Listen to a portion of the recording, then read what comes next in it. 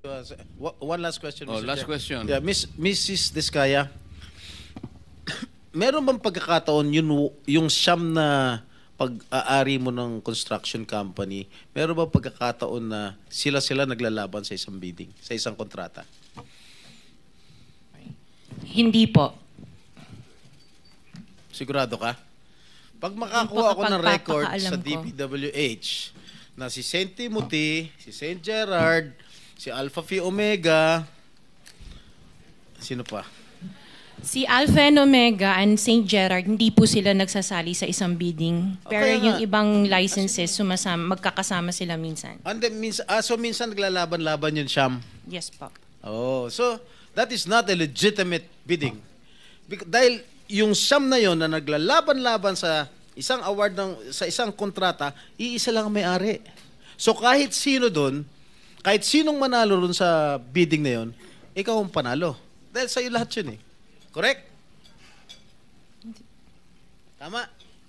Hindi po, kasi iba yung may-ari ng mga companies. Oh, sus. Kasi sabi I'm mo just lang concerned with Alpha and Miss Omega. Diskaya, Opo. kanina, sinabi mo Alpha Phi Omega lang ang sa'yo. Opo. Nung tinanong kita ulit, in-enumerate ko lahat yung siyam na korporasyon, inamin mo sa'yo lahat yun. Oh, di ba? The records will bear me out. Opo. Oh, ngayon, ang tinatanong ko sa'yo, yung bang siyam na korporasyon na yun, Panglimang tanong na. naglalaban-laban ba sa bidding yan? Panglimang Yes tanong po. na yan eh. Sabi mo kanina, last question. Hindi ba sumagot? Ay, sumagot. Oh. Hindi, sagutin mo. Opo, sumagot ako. Opo. Naglalaban-laban.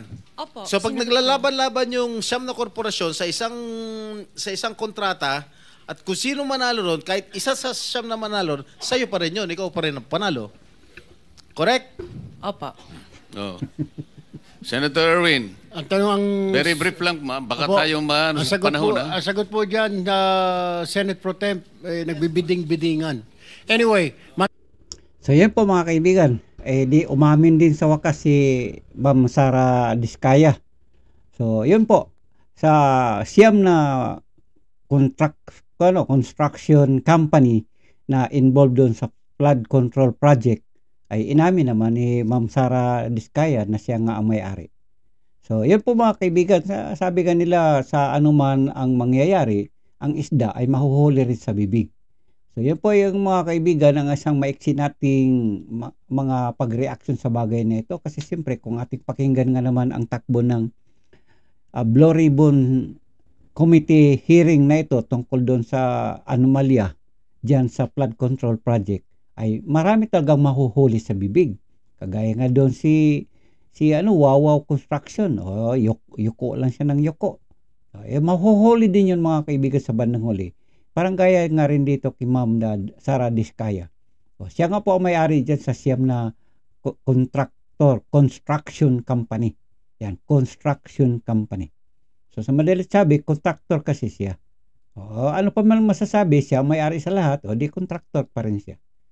Hanggang dyan po mga kaibigan ang ating ginagawang maiksing reaction na ito tungkol doon sa pag-amin ni Ma'am Sara Diskaya sa mga bagay-bagay patungkol doon sa pag-aari ng kanyang inaari.